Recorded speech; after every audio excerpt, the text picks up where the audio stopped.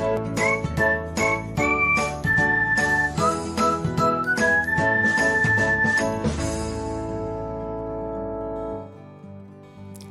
everyone, welcome back to another episode of Technologyglance. In this video, I'm going to guide you through how you can stop getting notified by email when someone on Facebook accepts your friend request. So, let's get started.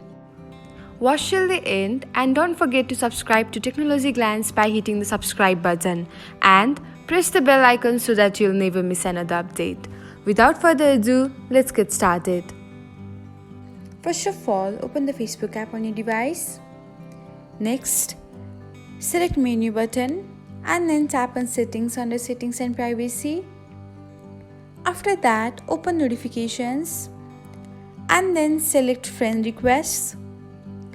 Now, toggle off the button beside email and that's it. You will no longer receive an email notifications when someone on Facebook accepts or sends you a friend request. Thanks for watching. If you found this guide helpful, we will love it if you hit the thumbs up button below.